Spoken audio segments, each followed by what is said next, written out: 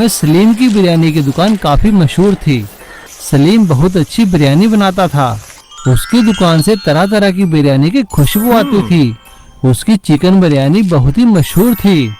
सलीम की चिकन बिरयानी खाने दूर दूर से लोग आया करते थे। अरे आइए भाई साहब, क्या पेश करूं? अब भाई सलीम, तुम तो अपनी वो मशहूर चिकन बिरयानी ही खिलाओ। हाँ लीजिए साहब, कितनी दे दूं? अब भाई 1 किलो खिला दो और 2 किलो पैक कर देना। जी साहब। इस तरह सलीम का काम काफी अच्छा चल रहा था।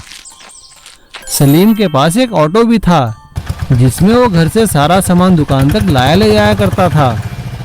सब कुछ सही चल रहा था, लेकिन अचानक एक दिन उसके पास एक नोटिस आता है जिसमें लिखा था कि मेट्रो लाइन जा रही है और उन्हें सही मुआवजा भी दिया जाएगा।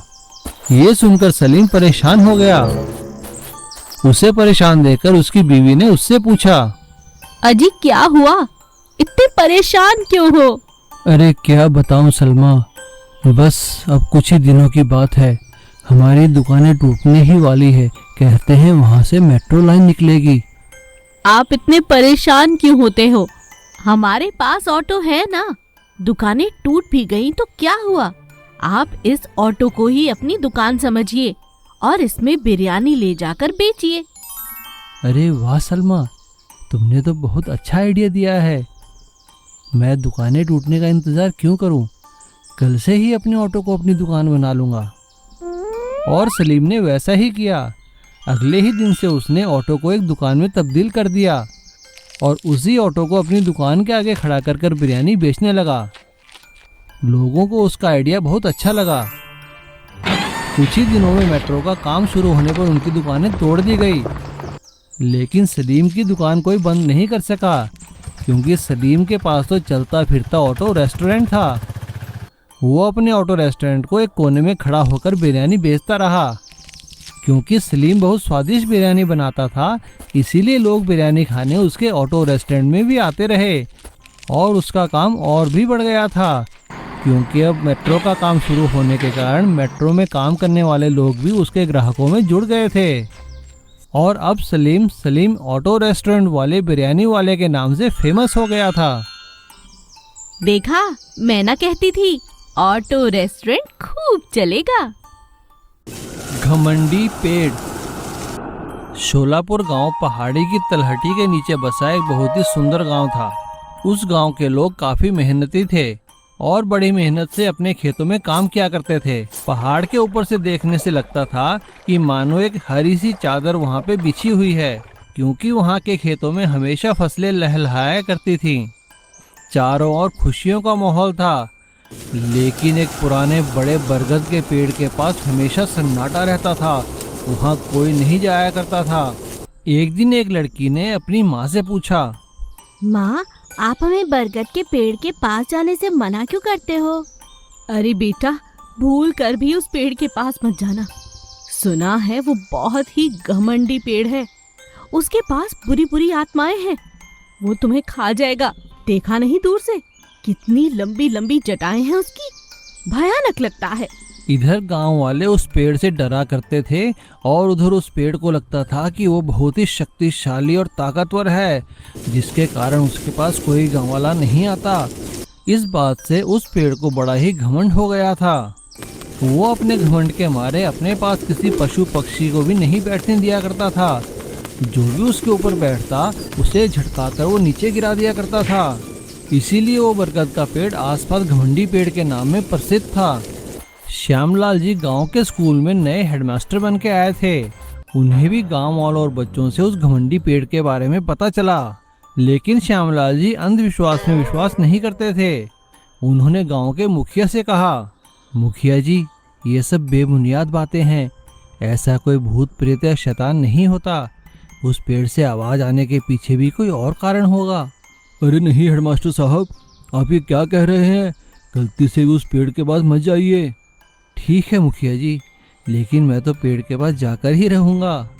श्यामलाल जी ऐसा कहते हुए हंसते हुए वहां से चले गए और उस रात उन्होंने अपने साथ एक रिकॉर्डिंग करने वाला उपकरण और टॉर्च उठाई और उस पेड़ के पास जाने लगे। गांव वालों ने उन्हें रोकने की बहुत कोशिश की, लेकिन वो नहीं रुके श्यामलाल जी जब पेड़ के पास पहुंचे तो वहां का वातावरण देखकर बहुत हैरान रह गए। वहां पे साए साए हवा बह रही थी और पेड़ से अजीब सी आवाजें आ रही थी। दिखने में लगता था कि जैसे कोई शैतान खड़ा है। लेकिन श्यामलाल जी ने जैसे ही टॉर्च की लाइट डाली और पेड़ के चारों तरफ घूमकर देखा तो मन ही मन हंसने लगे।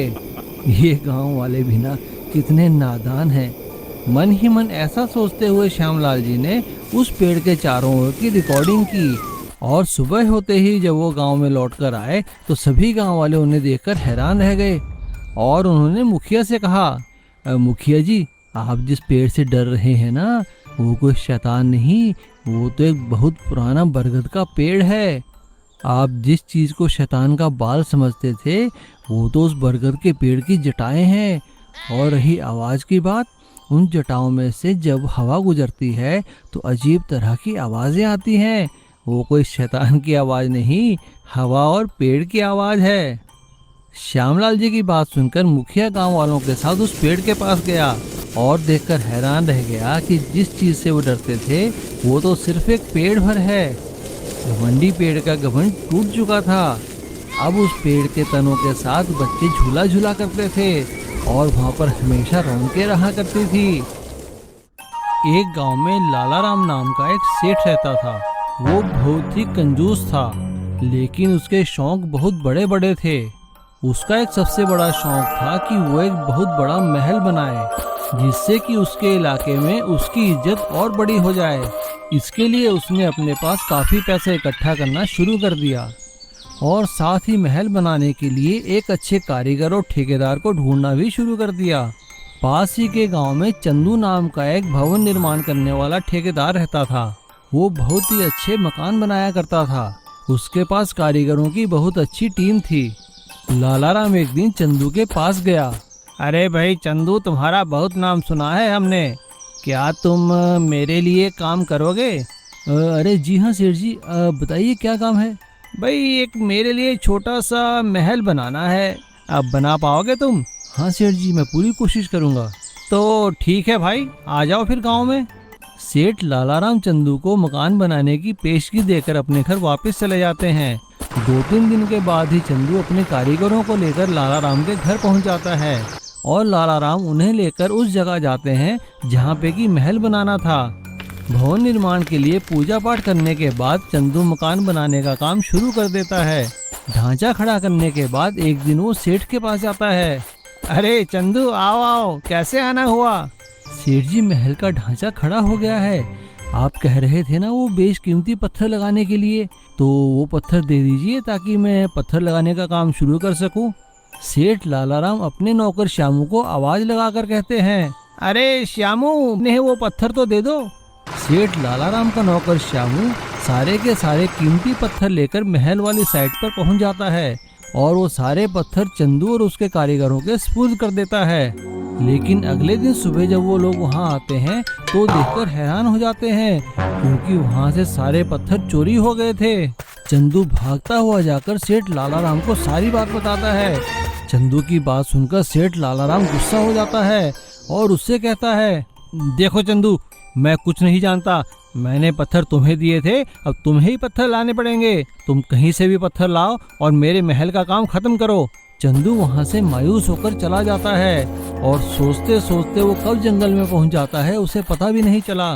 लेकिन जंगल के बीचों बीच चंदू हैरान रह जाता है कि एक पेड़ के अंदर से रोशनी आ रही थी। चंदू जब उस पेड़ के पास जाकर देखता है तो और भी हैरान होता है, क्योंकि वो सारे बेशकीमती पत्थर उसी पेड़ के अंदर छुपा कर रखे थे और वहाँ 2 आदमी बैठकर बात कर रहे थे। अरे श्यामू, हमारे सेठ जी तो बड़े चालू निकले, अपने पत्थर खुद ही चोरी करवा दिए और इल्जाम बेचारे चंदू ठेकेदार पे डाल दिया ताकि सारा काम मुफ्त में हो जाए। अब चंदू को सारा माजरा समझ आ गया था। श्यामू और उसके साथी की पिटाई करता है और सारे पत्थर ले जाकर वापस महल में रख देता है। सारे पत्थर महल वाली जगह रखवाने के बाद चंदू श्यामू को लेकर लालाराम के घर पहुंचता है। लालाराम उन दोनों को देखकर हैरान रह जाता है। तब चंदू उससे कहता है, सेठ जी, मुझे आपकी सारी करतूत का पता चल गया है।